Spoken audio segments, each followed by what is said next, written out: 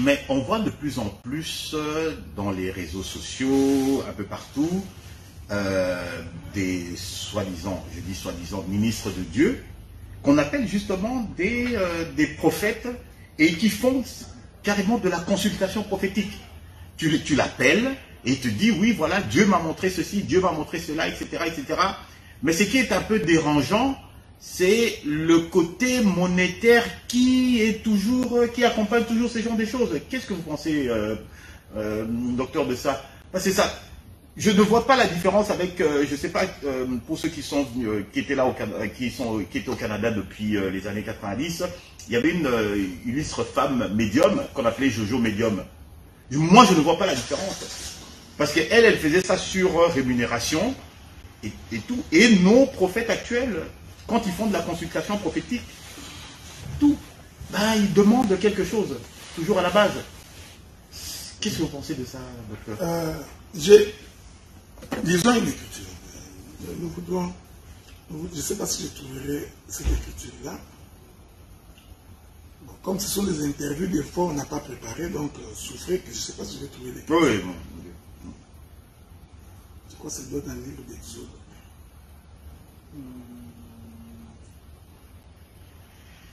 Bon.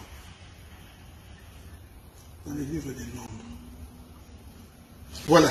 Nombre chapitre 27, verset 21. Nous lisons. La Bible dit, il se présentera devant les sacrificateurs et les hasards, qui consultera pour lui les jugements de l'Urim devant l'Éternel.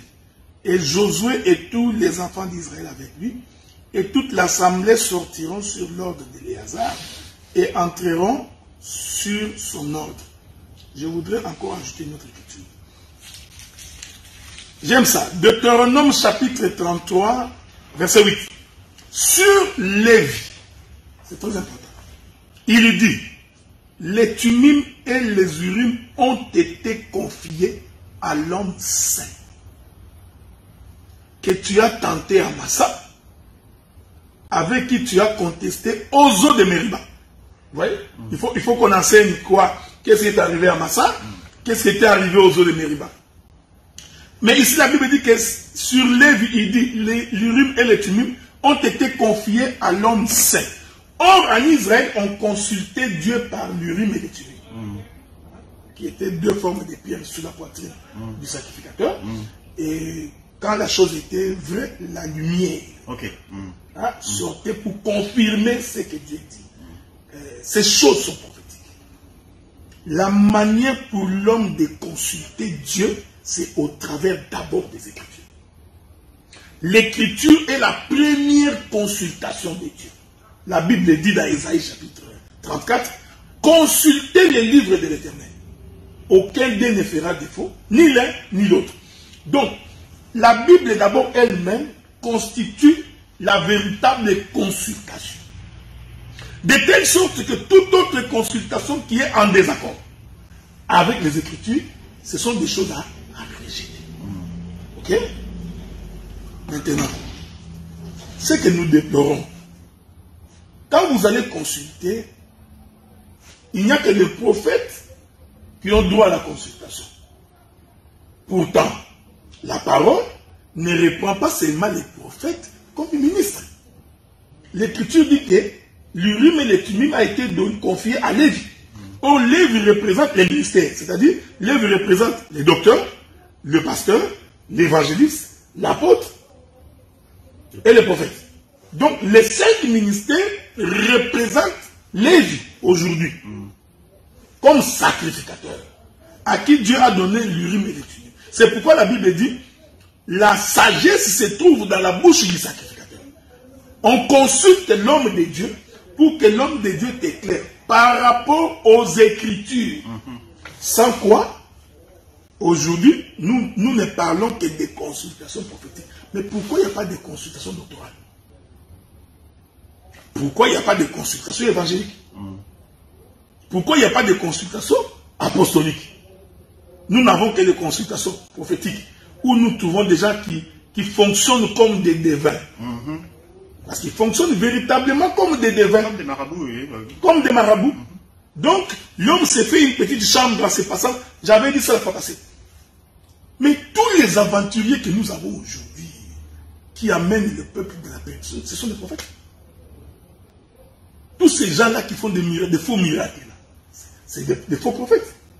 Et ça, les gens sont facilement entraînés. Les gens ne veulent pas la prophétie des Écritures. Ils ne veulent pas lire l'eschatologie. Personne ne veut entrer dedans. La vie du péché. Vous voyez comment? Donc, les gens qui vont consulter, je dis bien dans la quasi-majorité des cas, c'est pour leur vie personnelle. Et ces gens leur disent, ce qui t'arrive, c'est parce que ton oncle quelque part a fait ceci, ta mère a fait ceci. Mais quelle est la différence entre vous et les médiums? Ouais. Donc, cette histoire de consultation prophétique, quand bien même que dans les Écritures, les gens ont consulté l'Éternel, mais il faudrait-il encore voir de quelle manière ils ont consulté l'Éternel. Mais aujourd'hui, les gens en font pour faire le commerce. Et vous savez que ces genres de consultations ont détruit beaucoup de familles. Il suffit qu'on dise à ta femme que tu es sorcier. Un aventurier, il dit à ta femme que tu es sorcier. C'est fini. Ça devient difficile d'enlever ça dans la tête de la femme que l'homme n'est pas sorcier. Donc même quand tu te fâches, la femme te regarde et dit on m'avait dit qu'il est sorcier. Donc ces choses-là ont détruit des familles. C'est pourquoi quand on est un homme prudent, on vérifie d'abord que disent les Écritures. L'Éternel Dieu est un Dieu de paix, de tranquillité. Toute prophétie qui crée la division ne peut pas venir de Dieu. Donc ça, ce sont des principes qu'il faut d'abord connaître. De telle sorte que si quelqu'un te raconte une histoire, et que tu te rends compte que cette histoire ici va faire en sorte que je puisse haïr mon frère Josué, tu comprends que ce n'est pas de Dieu. Même si les éléments semblent être vrais. Tu comprends ce que je dis? Donc, c'est pourquoi, sans la connaissance des Écritures, les gens sont emportés. Oui, mais, docteur, imaginez un homme qui veut désespérément se marier. D'accord? Il est dans une assemblée et un ministre lui dit « Dieu m'a montré que, voilà, ta future épouse, c'est celle-là. » Alors, comment est-ce que l'homme va pouvoir savoir discerner le vrai du faux? Mais c'est parce que l'homme, là, n'a pas lu les Écritures. Il n'y a aucune écriture dans la Bible où un homme s'est marié par une vision. Il n'y a aucune écriture où un homme s'est marié parce que le pasteur a dit que voici ta femme. Vous savez qu'il y a des hommes de Dieu qui ont entraîné beaucoup de femmes dans des divorces. Il dit à la femme d'autrui que celui-là, ce n'est pas ton mari. Dieu m'a montré que ton mari, c'était un frère. Ces gens-là, ce sont des ignorants. C'est pourquoi il faut lire la Bible. La Bible n'a jamais dit que pour se marier, il faut avoir une vision, ou il faut qu'un pasteur te le dise. Lisez tous les mariages de la Bible et vous verrez. C'est pourquoi nous conseillons aux frères de comprendre l'enseignement. Quand tu veux te marier, c'est-à-dire il faut vérifier la femme que tu veux épouser, qui est son père, qui est sa mère. Il est de quelle famille? Ici, quand je dis ça, je ne dis pas de ton père, de ta mère. Non. Je voudrais dire, vérifie, est-ce que cette femme-là croit au même Dieu que toi? Dieu a dit à Israël, ne prends pas de femmes étrangères, de peur que ces femmes-là ne vous entraînent à aller adorer leur Dieu. Donc, la raison principale, Dieu voulait nous enseigner, quand tu veux te marier, marie-toi avec quelqu'un qui a la même foi que toi, qui a la même confession des Écritures. Ça ne demande pas qu'un pasteur te le dise. Donc, tu es un frère dans une église, tu viens prier, toi tu crois en Dieu, tu peux observer par toi-même que cette soeur, c'est une soeur fervente, c'est une soeur qui croit en Dieu, qui respecte la doctrine, qui n'est pas dans des boîtes de nuit, qui n'est pas pécheresse. Tu pries le Seigneur et tu l'abordes. Chez les Juifs, ça tenait plus de commandement, mais que de la recommandation. Mais nous, à l'heure actuelle, c'est plus, on recommande aux enfants de se marier dans la famille. Non, mais c'est un commandement du Seigneur. Tu ne peux que te marier. Comment veux-tu épouser quelqu'un qui n'a pas la même foi que toi? C'est un péché? Mais vous aurez des tribulations dans la maison. C'est parce que tu ne vois pas ça loin. Bon, je prends un exemple. La femme que tu épouses, elle aller dans une boîte de nuit, c'est pas un problème. Mais toi, tu sais que tu ne peux pas aller dans une boîte de nuit. À 2 h du matin, la femme s'habille, elle met du parfum. Elle te dit de aller dans une boîte de nuit. Tu feras quoi? J'en connais qui vont te dire, docteur, où est le péché à ce que moi, enfant de Dieu, je me lève et j'aille dans une... J'accompagne ma femme à une boîte de nuit. Mais effectivement, malade. C'est pourquoi je te pose la question. Il va dans une boîte de nuit. Il va boire, ok? Parce qu'il va dans une boîte de nuit. Non, mais moi je me mets à la place.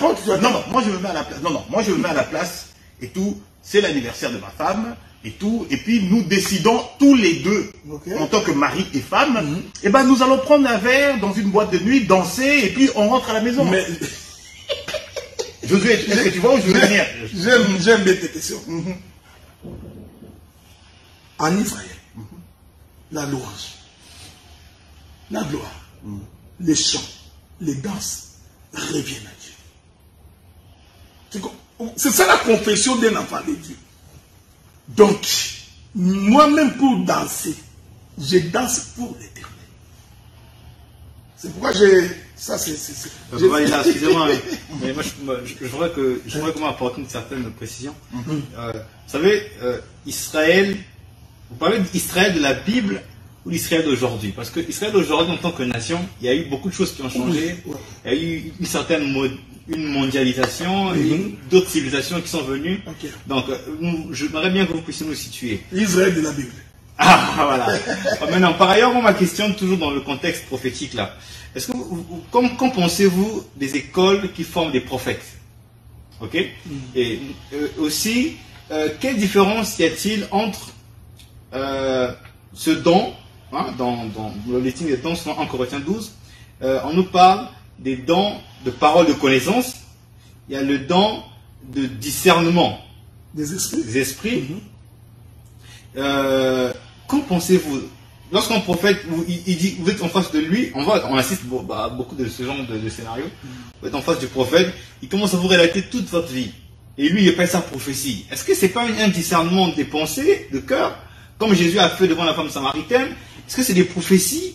Bon, on comprend, on est un peu perdu dans ce contexte-là. Non, mais d'abord, le terme prophétie veut dire une prédiction dans l'avenir.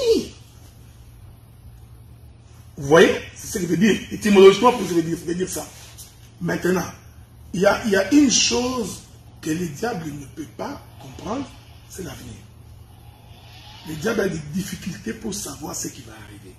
Parce qu'il n'y a que Dieu qui détient la clé de l'avenir de l'homme. Mais il a la capacité de voir le passé. C'est pourquoi la plupart des devins... Il connaît son destin, le diable, non? Non, il ne peut pas connaître le destin, non. Il ne connaît pas son destin, le diable? Il ne sait pas qu'il va finir dans les temps de feu? Non, ça c'est Dieu qui connaît. C'est Dieu qui connaît tel ira. Non, je parle de... Le diable, non, le diable. Je prends un exemple. La seule chose que le diable ne peut pas prédire, c'est l'avenir. Parce qu'il n'est pas le maître des temps et des circonstances. Je vais prendre un exemple. Si le diable savait que la mort de la croix de Jésus était pour lui un lieu d'emprisonnement, il n'amènerait pas Christ sur la croix. Vous comprenez ce que je dis? C'est-à-dire que Dieu a privé au diable de savoir exactement ce qui va arriver. Il ne peut pas le savoir. Parce qu'il n'y a que Dieu qui connaît la fin de la chose à son commencement. C'est ça que l'Écriture dit. Mais c'est écrit. Voilà, c'est ce que je voulais dire. C'est ce qui fait que le faux prophète aura la capacité de te dire ce qui s'est passé, parce que c'est déjà inscrit dans l'histoire, mais il aura des difficultés pour te dire ce qui va arriver. Et généralement, celui qui te dit ce qui va arriver, dans la majorité des cas, c'est Dieu qui peut le savoir. Mais là encore, parce que je voudrais respecter les Écritures, là encore, la Bible dit que quand bien même qu'un prophète te dira une chose, et que la chose arrive, ne le crois pas encore. Il faut aller voir vers quel Dieu il est en train de t'amener. C'est-à-dire que si la prophétie t'amène à vivre en désaccord avec les Écritures, comprenez que ce n'est pas Dieu qui avait parlé. C'est ce que ça veut dire. Donc, je prends un exemple concret. Donc, Dieu me dit, écoutez, Aguilar, Dieu m'a montré dans ma vision que dans 5 ans ou dans 2 ans, cette église ici va va disparaître. Ok?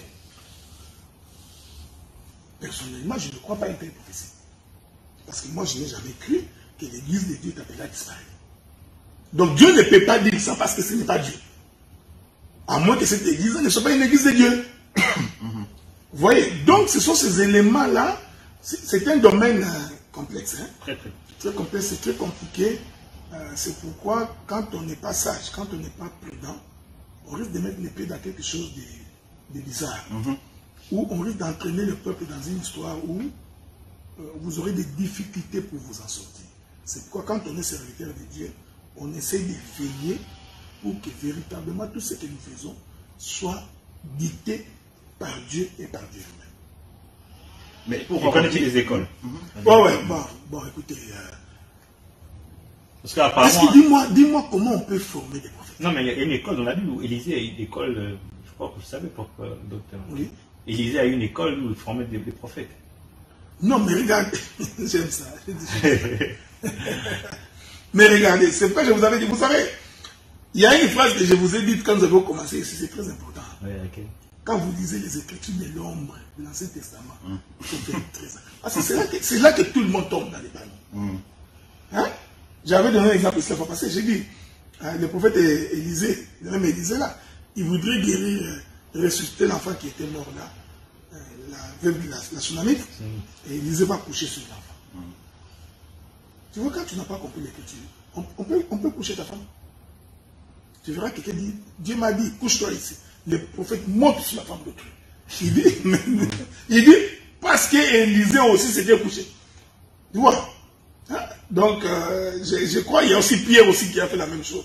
Ouais. Hein? Tu vois? Je crois qu'Élisée a même embrassé l'enfant dans sa bouche. De bouche. Donc, un bandit peut embrasser ta femme. Mais il embrasse la femme. Il n'y a pas un homme aussi dangereux qu'un bandit avec la Bible. Tu vois les gens qui ont des fusils là, ils sont moins dangereux.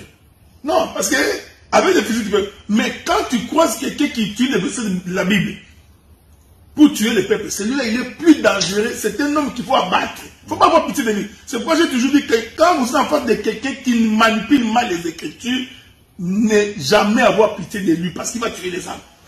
Lui il tue les âmes. C'est ce que je te disais. Quand vous lisez dans l'Ancien Testament, vous remarquez qu'il y a une école des prophètes. Dis-toi qu'il y a une pensée de l'écriture qui est cachée là l'intérieur. C'est pourquoi j'avais donné l'exemple de Lévi. Les Lévi, pour commencer, ils passaient par une école. On les a enrôlés à 25 ans, à 30 ans, ils commençaient à les corriger. Tout ce temps-là, c'est une formation. Mais remarquez que l'école d'Élysée n'est pas une école du genre table de matière. On les apprend à parler en langue. Introduction. Il faut écrire. Donc, tu vois, ils sont entrés dans... Même Jésus a fait une école. Le fait qu'il a marché avec les disciples pendant 3 ans et demi, c'était toute une école. Mais cette école-là n'était pas une école formelle du genre table de matière, premier chapitre, deuxième chapitre, conclusion. Deuxième chapitre, la naissance de Jésus. Non, non. C'était au fur et à mesure que l'esprit exerçait, les autres apprenaient. Nous ne sommes pas contre cela. Parce que nous croyons que la bonne manière pour vous d'apprendre, c'est lorsque nous exerçons, lorsque nous prêchons, lorsque nous enseignons. Et que vous regardez, vous voyez, le Saint-Esprit également va vous convaincre et va vous enseigner. Donc il ne s'agit pas de faire véritablement une école où, bon, dis-moi un peu, c'est quoi cette école de prophète? On vous apprend comment commencer à voir des visions? Comment? Parce que les prophètes, c'est par des visions et par des sons. Donc, est-ce qu'on va commencer à vous apprendre? Voici comment on voit les visions. Non. Pendant que j'ai donné l'exemple sur la manière dont on exerce le nom de prophétie, j'ai enseigné. J'ai dit que quand tu es prophète vrai, Dieu te parlera par des visions et par des songes. Est-ce que Dieu, quand Dieu te parle par voix audible, est-ce que cela veut dire que nécessairement tu es prophète? Point d'interrogation. Est-ce que si tu as la parole de connaissance, cela fait de toi un prophète? Point d'interrogation. Si tu as les dons des miracles, est-ce que cela fait de toi un prophète ou une prophétesse? Point d'interrogation. Donc, généralement, quand Dieu veut parler à un prophète, vision et songe. À ce moment-là, les visions des songes doivent être interprétées. Bon, maintenant, dans une école de prophètes, c'est pourquoi je dis cette école, il faut vérifier. Quelle était la pensée de Dieu? Dans une école de prophètes aujourd'hui, vous faites quoi? On vous apprend quoi? Vous allez vous rendre compte qu'en réalité, ce sont des commerçants. Et comme les gens, dès qu'ils entendent prophète, ils trouvent que c'est mystérieux. Je vais vous raconter une histoire. Il y avait un homme qui avait prédit ma mort. Le jour où je me suis opposé à lui, il a fait une déclaration. Ça y est, sur YouTube. Il a dit là, en tant que prophète de Dieu, dès que tu attends quelqu'un dire, en tant que prophète de Dieu, comprenez qu'il est dans les faux. Dès que tu entends quelqu'un. Parce qu'un prophète n'a pas besoin de dire qu'en tant que prophète de Dieu. Quand Élie l'a dit à Dieu. Il dit Dieu, pour que ce peuple sache que je suis ton serviteur. Il ne parlait pas à ces gens. Il parlait à Dieu. Mais dès que vous remarquez quelqu'un qui dit, je le déclare, en tant que prophète de Dieu, comprenez automatiquement que cet homme est charnel. C'est-à-dire, il veut se faire passer pour quelqu'un d'important. Vous voyez? Donc, parce que je le déclare en tant que... Non. Fais une déclaration. Parce que si tu l'es, tu n'as pas besoin de dire en tant que... Dès que tu déclareras, puisque tu es serviteur de Dieu, ça s'accomplira. Mais dès que tu entends quelqu'un, je le déclare, je le dis, moi, en tant que docteur, un aventurier tout fait. Je vous dis, on peut tromper tout le monde, on peut savoir que cet homme ici, il fait la promotion de sa personne. Tu vois? Il fait la promotion de sa personne. On le salue. Bonjour bien-aimé. Oui, c'est le frère Adela. Non, c'est le docteur Adela. Un aventurier. Il est charnel. Il veut se vendre. Ce sont des choses aussi simples qui peuvent permettre à l'église de distinguer que ça c'est un faux. Généralement, ils sont comme ça. Donc ces gens-là, je le dis, je le déclare. Oh non, moi, prophète de Dieu, ce soir. Non, ça c'est de l'intimidation.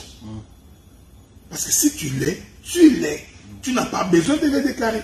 Et si c'est Dieu qui t'a mis à cœur de déclarer, et puis j'ai dit, ce n'est pas tout ce qu'un homme de Dieu dit qui va s'accomplir. Non, il est écrit dans la Bible, tout ce que vous lirez sur la terre sera lié dans les cieux. Tout ce que vous lirez dans les cieux sera... C'est faux. Ça, c'est mal comprendre l'écriture. Tout n'est pas tout. Est-ce que vous comprenez ce que je dis? Tout n'est pas tout. Parce que si tout est tout, alors je peux dire, Josué en sortant ici que la voiture t'écrase. Tu penses que ça va être lui aussi qui va être écrasé?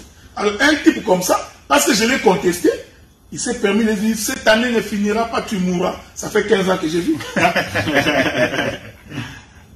Tu vois ça? Il m'a promis la mort. Il dit, cette année ne finira pas. Puisque tu as contesté les prophètes de Dieu, cette année ne finira pas. J'ai vu jusqu'aujourd'hui.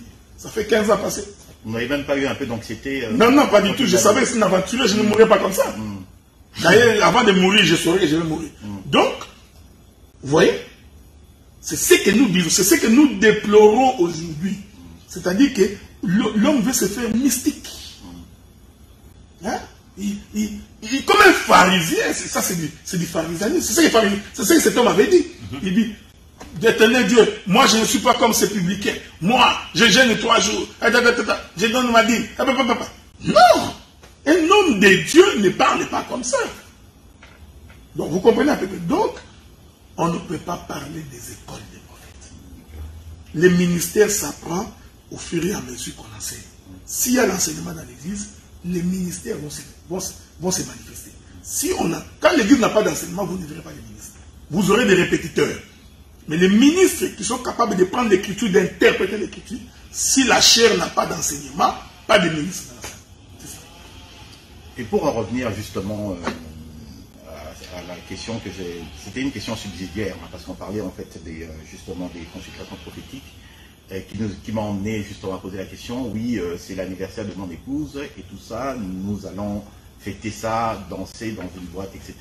Puis bon, tu as commencé à donner des éléments, des réponses en disant que bon, je danse pour le Seigneur, mais en quoi est-ce que cet acte-là de sortir, bon bah, on va laisser la danse, on va prendre un petit verre.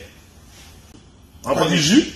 Ouais, on va prendre un verre. On va prendre un verre. Non, mais il faut préciser, non pas un verre. Parce que Non, moi c'est sur cette pensée. Non, mais regarde. Nous sortons, nous allons Regarde. en boîte Oui. de nuit. Je suis Non, avec non. mon épouse. Je ne cours pas après les femmes d'autrui.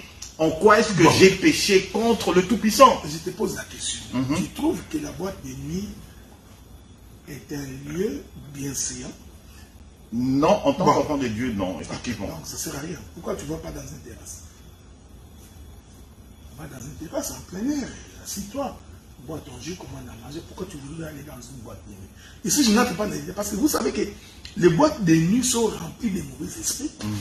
Ça, c'est connu, il y a des gens qui rêvent.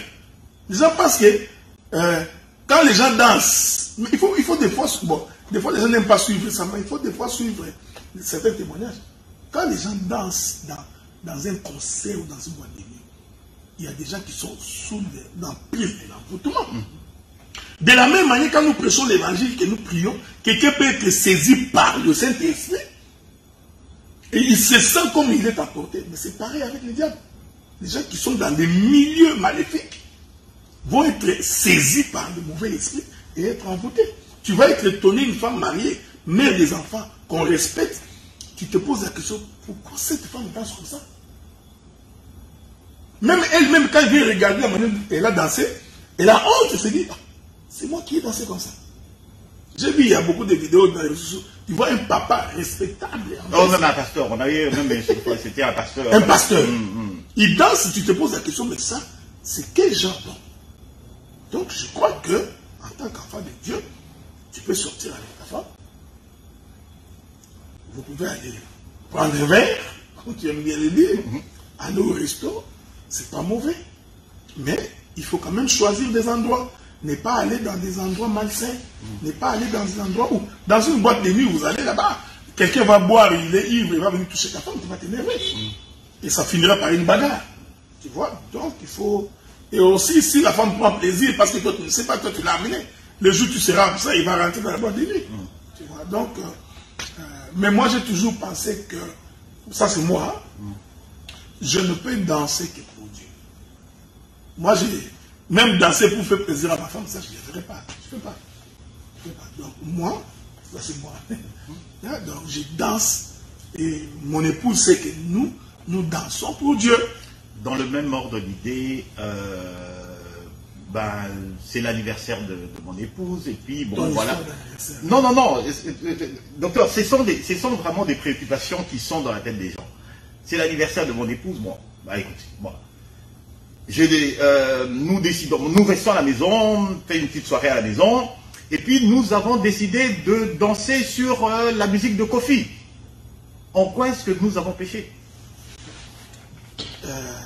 Ou d'écouter la musique, ou écouter OK Jazz, écouter la musique, ce qu'on appelle communément la musique du monde, mondaine. Et tu écoutes quoi là-bas? Qu'est-ce qui t'édifie là-bas? Parce que la Bible dit que tout ce qui n'est pas l'objet de conviction est un péché. Non, pas de conviction. Hein. Tout ce qui t'édifie, tout n'est pas utile, mais tout n'édifie pas. Donc, tout est permis, mais tout n'est pas utile. Tout est permis, mais tout n'est pas utile. C'est ça, c'est ce que j'ai dit. Ma question est celle-ci. Qu'est-ce qu'il y a d'édifiant dans cette musique?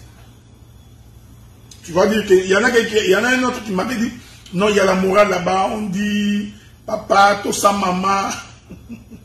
Mais ça, c'est de la morale. Ça n'a rien. Je crois que quand on est véritablement enfant de Dieu, toutes ces musiques-là, mondaines-là, sont envoûtantes. Je ne sais pas si vous suivez des informations. Toutes les musiques-là qui emportent les gens, allez vérifier les sous-bassements, vous verrez que ces gens sont allés toucher des fétiches, ils sont entrés visiter des marabouts. Même les grands musiciens que nous avons aujourd'hui, je ne vais pas citer les noms, bon, prenez l'exemple de Michael Jackson qui est déjà mort. Tous ces gens-là, quand vous vérifiez leur histoire, vous allez vous rendre compte qu'ils étaient tous dans les sens occultes. Donc même, comment quelqu'un peut chanter juste une chanson, il fait très bien, tout le monde tombe. Dis-moi, qu'est-ce qu'il a dit? Pourquoi tu tomberais comme ça? C'est de l'envoûtement. Il y a beaucoup d'écrits que nous avions entendus dans des chansons du monde que vous appelez chansons modernes. Oui. Des insanités, on ne parle que des fesses des femmes. Alors pourquoi un enfant de Dieu irait écouter une telle Aujourd'hui, c'est encore pire. Je suis allé à Kinshasa il y a 2 ans passés. Tu trouves des grandes dames, ils chantent dans un bar. Tu regardes, tu dis, mais ces gens, les gens sans vision. Mais il y a de l'envoûtement là-dedans. Je crois que quand on est enfant de Dieu, on ne danse pas la musique. Et vous pensez-vous que, docteur, qu'il y a une différence entre la musique mondaine et la musique religieuse? Et si oui, alors, pensez-vous pas qu'il y a des musiques religieuses aussi qui vont consulter, dans des chantres, vont consulter des esprits antichrist pour amplifier? Oui, ça je suis d'accord. D'abord, il faudrait dire que la musique n'est pas différente parce que les notes musicales ne changent pas. Do, ré, mi, fa, sol, la, si, do, que vous soyez chrétien ou... Le problème, c'est les contenus. C'est là où nous avons des problèmes. Le problème, c'est les contenus. Dans les chansons chrétiennes ou les chansons de Dieu, nous nous intéressons à la thématique. Qu'est-ce qui est dit? Et nous avons toujours confessé que les chants sont en l'honneur de l'Éternel. Ça, c'est la doctrine que nous avons dans les Écritures. Les chants ne peuvent pas être en l'honneur d'un homme. Hein? Tu vois les gens qui chantent Papa m'a dit sous Théa. Cette chanson-là est à l'honneur d'un homme. Mais docteur, il y a David lorsque Saül était tourmenté par un esprit impur, et David qui chantait, et puis mais regardez, vous connaissez cette histoire. Oui, mais il chantait, il chantait pour Saül, parce que Saül, mais il chantait pour un homme. Expliquez-nous un peu. J'aime ça. Il va nous dire encore. Non, mais regardez, n'avez-vous pas remarqué que Saül était possédé par le mauvais esprit? Ok. L'Écriture dit que c'est à mon nom que vous chasserez les démons. Et les démons s'en iront. Donc nous comprenons que les chants de David, c'était une prédication. Parce que l'Écriture dit que la harpe et les trompettes annoncent un message. Donc c'est que David faisait là. Il ne chantait pas pour Saül. En réalité, c'était toute une prophétie pour dire que... Parce que les démons ne peuvent pas quitter par les gens. Jamais. Ah, mais docteur, vous savez qu'il y a aussi des exorcistes qui chassent. C'est toute une science, l'exorcisme. Mais je sais, mais l'exorcisme, c'est tous des aventuriers. Ils sont eux-mêmes possédés. Il faut semblant de délivrer quelqu'un. Non. C'est comme, vous comprenez ce que je dis? Donc cela veut dire que le chant, les fonds, c'est ce qui nous intéresse. C'est pourquoi vous voyez dans les assemblées des saints, aujourd'hui il y a un dérapage, il faut le dire. Nous croyons que le système Atalaku n'honore pas Dieu. Qu'est-ce que c'est? Le système Atalaku, c'est ce genre de cris d'animation. Ces modèles-là, de ces cris d'animation-là, nous considérons que ce n'est pas de Dieu. Et puis, dès qu'on met les cris d'animation, vous regardez la manière dont les gens dansent, à la limite de l'obscénité. Oui, donnez un exemple de cri d'animation, un peu pour se situer dans ton... Josué. Ah, ok.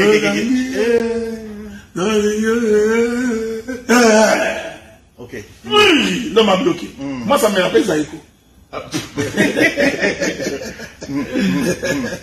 Tu vois?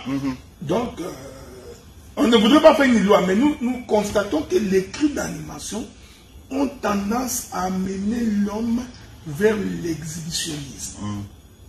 Constatez, vous allez voir. Les gens ont tendance, dès qu'ils entrent dans ce qu'ils appellent Seben, tu vois cette partie-là qu'ils appellent Seben, tu ne verras jamais, je ne sais pas si c'est un Seben, une Seben, tu ne verras jamais une Seben slow. Seben, c'est toujours, nous allons bouger. Les gens courent. Donc vous comprenez que de telles danses, pour nous les vieillards, nous sommes exclus. Donc c'est ce que nous disons, c'est la thématique qui nous interpelle. Les fonds qui nous interpellent pour savoir qu'est-ce qui est chanté. Est-ce que la chanson que l'on chante, est-ce qu'elle édifie? Parce que les chants doivent être en l'honneur de l'Éternel ou servir d'édification. Et quand elles doivent servir d'édification, les chansons, elles doivent porter l'enseignement. Pour que quelqu'un qui écoute, il est édifié par les chants. Mais quand le chant cesse d'être chant, devient des cris d'animation, nous considérons que c'est... Et docteur, que pensez-vous par exemple des chrétiens qui écoutent des chants satanistes, je veux dire comme ça? Ils sont tous... Ouais. Les chrétiens qui écoutent volontairement. Justement, puisque nous avons parlé, bon, il y a la tendance c'est quoi? C'est qu'il y a la musique profane et la musique religieuse, n'est-ce pas? Bon, maintenant, or il s'avère que même dans la musique religieuse, il y a des chantres qui vont consulter des marabouts pour avoir les mélodies, pour avoir la composition. Mais par contre, nous, les chrétiens, je parle en général, ils s'intéressent à ce genre de musique. Qu'est-ce qui leur arrive finalement? Ils sont envoûtés. C'est pourquoi nous pensons, c'est ce que j'ai dit, ça c'est nous, là, les assemblées, c'est nous disons, il faudrait que les chantres de l'Église soient capables de composer quand ils écoutent l'enseignement. Ça va leur éviter d'aller consulter ailleurs. Quand tu as les dons de chanter et que Dieu te l'a vraiment donné, c'est-à-dire moi je peux prêcher, là tu composes. Pourquoi les autres ont la capacité de composer, toi tu ne peux pas composer? Pourquoi tu as l'enseignement et tu ne peux pas composer? Donc, tu peux, pendant que nous prêchons, tu prends un extrait, 2 extraits, tu fais une composition. Ensuite, vous vous réunissez les musiciens pour trouver la mélodie. Donc ça c'est faisable. Mais aujourd'hui, vous savez, les gens sont derrière la gloire, ils recherchent du succès, ils cherchent à être connus. Hein, donc, ils sont des électrons libres. Parce que nous avons également la confession que un chantre qui n'a pas d'église locale, ça ce n'est pas de Dieu. Ce n'est pas le modèle de Dieu, en tout cas, ce n'est pas le modèle de Dieu. Quand on est chantre, on doit y avoir une église locale et on doit être géré par les ministres de l'église locale. Donc moi, je ne peux pas avoir un des chantres ici qui décide d'aller faire un concert à Toronto sans que je ne sois au courant. Non, il faut que nous soyons au courant. Pourquoi vous allez? Est-ce que vous y allez pour l'évangélisation ou vous y allez pour qu'on vous voie? Si c'est pour qu'on vous voie, restez ici, n'allez pas. Donc, ce sont tous ces éléments-là. Donc, aujourd'hui, malheureusement, nous avons beaucoup de gens qui chantent. Il suffit de voir ce qu'il faut. Je ne voudrais pas citer les noms. On danse, tout le monde chante, on vient surprendre que l'homme est dans la sodomie. Comment, je vous pose la question, répondez à ma question, comment un homme qui craint Dieu, chantre de l'Éternel, va se livrer à la sodomie avec la femme d'autrui? Vous savez, ces choses-là, quand nous disons qu'ils ne sont pas des dieux, les gens trouvent que nous sommes extrémistes. Mais non, on ne peut pas concevoir ça. Donc ça nous pousse à dire, ces gens ici sont dans les sciences occultes. Comment un chantre de Dieu, renommé, connu, tout le monde chante, il va dans l'église, il lui fait les sextiles. On le voit nu, son sexe d'or, avec les femmes, dans les WhatsApp. Vous vous posez la question, c'est quoi? Et il y a des gens derrière pour le soutenir. Il y a des gens qui le soutiennent, non, c'est humain, ça arrive, non. Quand tu deviens chantre de l'Éternel, Dieu ne te fait pas lévite comme ça. Tu passes par la formation, tu crains Dieu, tu ne commets pas des bêtises comme ça. C'est comme qui dirait, moi qui suis prédicateur comme ça, vous m'attrapez nu, en train d'envoyer des vidéos de ma personne nue à une femme. Non, mais vous êtes fous. Donc c'est pourquoi nous disons, quand il n'y a pas d'enseignement, c'est malheureux. Ah ben c'est justement, la fois passée, on avait parlé du docteur Roger Boudéli. Il fait une émission assez illustre comme ça, qui s'appelle Biyemba Yemba d'ailleurs, où il dénonce ces genres de choses. Et tout. Oui. Donc, c'est-à-dire que, sans être personnel, c'est-à-dire que c'est une façon de dire aux gens qui savent que vous chantez, ne pas conforme aux Écritures. Ok? Donc, malheureusement, les gens pensent que quand il a chanté une chanson, c'est devenu sa composition. Voilà la difficulté. Donc, c'est ma chanson. C'est ma composition. Ils sont devenus comme des mondains. Ils peuvent me réclamer les droits d'auteur. Mais si ce sont les chants de Dieu, tu ne peux pas réclamer les droits d'auteur. Vous voyez, hein? Toute la différence est là. On ne peut pas faire un concert payant. Non. Je ne veux pas faire composer quelque chose et puis je le mets à vendre, par exemple. Non, pas pour Dieu. Dieu a donné la manière, il faut rémunérer ses serviteurs. C'est écrit dans la Bible. porter dans la maison du trésor. Mais docteur, me pensez-vous que ceux qui organisent, déjà pour faire un concert par exemple de louange à l'honneur de l'Éternel, il faut naturellement réunir les conditions, entre autres le matériel, la sono et tout ce qui va avec. Mais c'est des fonds aussi. Bon, est-ce que en mettant ou en demandant l'argent, les tickets, est-ce que ça ne permettrait pas à payer tout ce matériel? Mais bientôt aussi, on va vous demander l'argent pour écouter la prédication.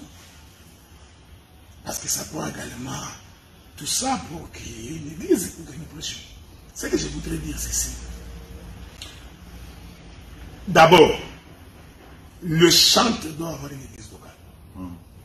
Donc, si les chantres décident d'organiser un concert, entre guillemets, une journée de louange d'adoration, cette proposition doit passer par l'église. C'est-à-dire, nous, les ministres, en collaboration avec les gens qui gèrent les finances de l'église, regardant l'opportunité de cette affaire-là, qu'est-ce que nous gagnerons en termes du royaume? Pas en termes de pécunier, en termes du royaume. Parce que si c'est en termes d'argent, on est devenu des commerçants. Qu'est-ce que nous gagnerons? Ok, si nous faisons un concert ici, nous invitons les gens, la parole va être prêchée, certains pourront croire au Seigneur. Ça vaut la peine? Ça vaut la peine. Nous, les ministres, nous demanderons à l'église de soutenir une telle œuvre. Et quand l'église donnera son nom, c'est ça, vous voyez, ça devrait se faire comme ça. Malheureusement, bon, beaucoup trouvent qu'ils sont des artistes indépendants, ils peuvent faire ce qu'ils veulent. Mais je n'ai pas cette conception-là. Nous, l'église, maintenant, nous collectons les fonds, les membres de l'église donnent. Tu vois, ces gens-là qui donnent, ils donnent à Dieu. Ils ne donnent pas avec l'intention de faire du bénéfice. Alors que les promoteurs, lui, c'est un commerçant, il cherche l'argent. Et donc, nous pouvons réunir l'argent et nous organisons ce concert-là. Et quand nous organisons ce concert-là, nous l'organisons gratuitement. Gagner sa vie en tant que, en chantant et tout ça, les chants en l'honneur de l'Éternel. En l'honneur de l'Éternel, c'est pas bien. Mais pourquoi vous pensez que les chanteurs ont le droit de vendre pour gagner leur vie et nous les prédicateurs? Donc nous pouvons vraiment vendre nos prédications parce que c'est aussi ce que nous faisons pour que nous gagnions aussi l'argent. Pourquoi? Vous voyez? Il y en a qui le font. Ah ouais, mais ce sont des voleurs tout ce monde-là. Vous voyez? Regardez, le problème c'est que où Dieu t'a appelé, ou il ne t'a pas appelé. Quand c'est Dieu qui t'a appelé, Dieu est capable de tout. Et puis, tu ne chantes pas 24 heures sur 24, 7 jours sur 7. Donc, Dieu peut faire en sorte que tu n'as pas la composition, l'inspiration tous les jours. Ça prend un temps à être inspiré, ça prend un temps pour écrire, ça peut te prendre 6 mois, 7 mois, même une année. Mais pendant ce temps-là, tu fais quoi? Tu attends, mais va travailler. Okay. Tu comprends? Donc l'église peut organiser un concert gratuit et nous mettons les paniers. Nous demandons au peuple, voilà, comme d'habitude, apportez votre offrande, vos dons, vos collectes, tout ce que vous avez apporté. Notre responsabilité dans l'église aujourd'hui, c'est parce que généralement, nous, les ministres, nous avons droit à un salaire, des fois, nous n'aidons pas. Nous n'aidons pas les musiciens. Logiquement, ça ne devrait pas être comme ça. Ça veut dire que quand nous avons l'argent, on devait se partager aussi avec les gens. C'est pas ce qui se passe. C'est pas ce qui se passe. Non. Voilà. En tout cas, merci beaucoup, docteur. Nous arriverons justement au terme de l'émission, à moins que... Il y a les questions, il y a les auditeurs. Mais il nous reste 10 minutes. Hein, voilà. On va courir. Voilà. Donc, il y a un auditeur qui m'a balancé une question. Il dit, certains disent que l'enlèvement aura lieu à la dernière trompette d'Apocalypse, car Paul dit au son de la dernière trompette. Et donc, les chrétiens devront passer par la grande tribulation. Qu'en pensez-vous? Je pense qu'il y a 2 écoles de pensée, là, même dans la maison. Hein. Allons voir ça. C'est 1 Thessaloniciens chapitre 4. Allons lire ça. Vous savez, moi j'ai toujours dit que si tu as des difficultés pour comprendre certaines écritures, il faut consulter les autres. Allons voir ça. 1 Thessaloniciens chapitre 4. Je voudrais trouver les versets. Hein? Il n'y a pas de verset 16 ou 17. 16 ou 17. Bon, allons voir ça. Ok. La Bible dit ceci. J'ai toujours été étonné. Pourquoi les gens disent que c'est au son de la dernière trompette? Moi également. Ça n'a jamais été. Ça n'a jamais. Vous voyez les gens, quand tu lis mal l'écriture, tu dis n'importe quoi. Parce qu'il a lu Apocalypse, qu'on parle de la dernière trompette. Alors il se trompe, nous allons lire l'écriture pour que les choses soient aussi claires. Ok? À 1 Thessaloniciens chapitre 4, je vais donc lire les versets 15 et verset 16. Il est écrit, voici en effet ce que nous vous déclarons d'après la parole du Seigneur. Nous les vivants restés pour l'avènement du Seigneur. Nous ne dévancerons pas ceux qui sont morts.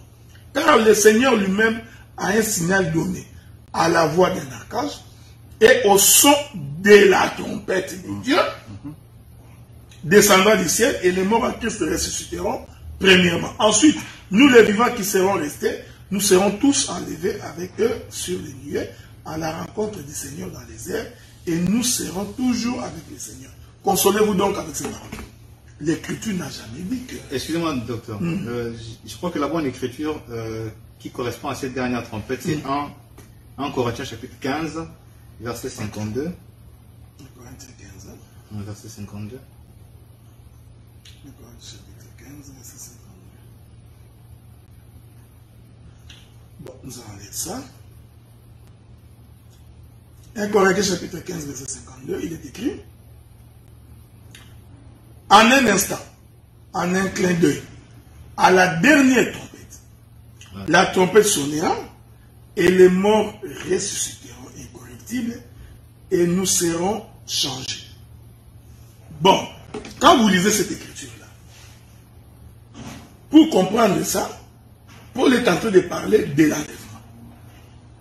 Et il dit, c'est la dernière trompette. Or, pour qu'il y ait enlèvement, il faut qu'il y ait un temps de la grâce.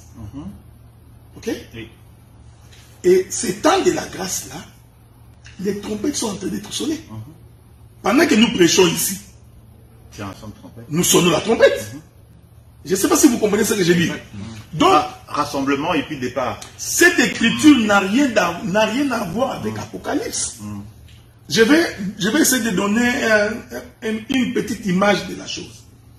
Vous savez, quand les enfants de Jacob sont allés voir Joseph en Égypte, Benjamin était resté. Ok? Joseph va dire, allez-y chercher Benjamin et venez avec Benjamin. Quand Benjamin entre là où était assis Joseph, Joseph va ordonner qu'on puisse classer ses frères. Il les a classés en ordre décroissant, en commençant par le plus grand jusqu'au plus petit. Même les frères de Joseph étaient étonnés de la manière dont ils ont été classés.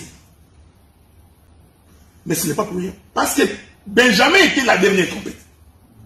C'était la dernière personne qui devait entrer dans la ligne du temps. Donc en fait, chaque présence d'un enfant de Dieu qui rentre au temps de la grâce, qui croit au Seigneur, c'est une trompette qui est sonnée. Parce que sans la trompette, tu ne viens pas. Mes brebis connaissent ma voix. Dès qu'ils l'auront entendu, ils viendront. La voix là, c'est une trompette. Mais toutes les brebis n'arrivent pas au même moment. Parce que si vous posez la question à quelqu'un ici, quand on dit la dernière trompette, il y en a eu combien avant? Combien de trompettes il y en a avant? Donc cette écriture n'a rien à voir avec les trompettes de l'Apocalypse. Parce que, selon les Écritures, Dieu n'a pas frappé Sodome et Gomorrhe tant que Lot était à Sodome et Gomorrhe. Donc il a fallu que Lot sorte. Et même le déluge, il a fallu d'abord qu'Enoch soit enlevé. Il fallait d'abord qu'Enoch soit enlevé, ensuite le déluge va tomber. Donc nous croyons que les fléaux annoncés par les trompettes d'Apocalypse ne peuvent pas trouver l'église sur la terre. Pas l'épouse en tout cas. L'épouse doit être partie. Quand l'épouse est partie, alors Dieu maintenant va frapper. Donc la trompette dont il est question ici, c'est la trompette du Saint-Esprit. C'est-à-dire que les derniers croyants qui croient, alors nous allons être ressuscités. Parce que là, Paul parle de l'enlèvement, il ne parle pas d'autre chose. Mais après l'enlèvement, la vie va continuer parce que l'Antéchrist doit apparaître. Les fléaux doivent tomber sur la terre. Mais pendant ce temps, l'Église est enlevée. Donc moi j'ai la confession que l'Église va d'abord être enlevée ensuite les fléaux seront frappés sur la terre. Donc, Jésus a dit dans Matthieu, vous entendez les bruits de guerre, ici famine, ici problème, ce n'est pas encore la fin de toutes choses. La fin interviendra. Quand nous serons partis, là, le moment de la fin va commencer. Mais qu'il y ait des coronavirus sur la terre, et quelqu'un qui dit que non, ce sont les fléaux qui Dieu quand il frapper la terre au travers des tempêtes, nous croyons que c'est mal comprendre les Écritures là-dessus. Et même une partie des gens de l'évangile éternel qui pensent que nous, les enfants de Dieu, nous allons connaître une partie de la tribulation et tout, ils se trompent. Nous sommes divisés là-dessus. Okay? Nous sommes divisés là-dessus. Mais moi, j'ai toujours pensé que l'épouse ne peut pas connaître la tribulation. L'épouse, elle ne peut pas connaître la tribulation. Parce que l'épouse régnait, il doit partir. Jésus a dit, je m'en vais vous préparer une place. Je viendrai vous chercher pour que là où je suis, que vous y soyez aussi. Donc, selon la compréhension de l'Écriture, l'épouse ne peut pas connaître la tribulation. Maintenant, nous divergeons, parce qu'il y en a certains qui considèrent que l'Église, c'est l'épouse. Il y en a d'autres qui disent que l'épouse n'est pas forcément l'Église. Ah, ok. Vous voyez? Donc, il y a... Là encore, il faudrait faire une petite différence, parce que les églises locales que nous avons aujourd'hui, là, l'épouse est dans cette église locale. Donc, ouais. Parce que dans l'église, il y a... C'est comme dans la parabole du blé et de l'ivraie. Les deux poussent ensemble. Voilà. Hein, toutes les 12 paraboles citées dans Matthieu, chapitre 13, à commencer par le semeur jusqu'au dernier. Donc, il y a l'église de Christ et l'église de l'Antichrist ensemble. Les deux poussent ensemble. Mais c'est le maître de la moisson qui sait à quel moment il prendra le grenier, puis le blé il mettra dans le grenier. Et d'ailleurs, il va brûler l'ivraie. Il y a encore une autre question. Parce que Thessaloniciens n'a jamais dit que l'église va être enlevée. Ok? Thessaloniciens ne dit jamais ça. Je vais lire cette écriture-là. Thessaloniciens dit quelque chose d'extraordinaire. Il dit, je crois, c'est Romain qui dit, attendez. Voilà, c'est Romain. Romain chapitre 11, verset 25. Car je ne veux pas, frère, que vous ignoriez ces mystères, afin que vous ne vous regardiez point comme sages. C'est qu'une partie d'Israël est tombée dans l'endurcissement. Donc, ici, Paul confirme que ce n'est pas tout Israël qui est aveuglé. C'est une partie.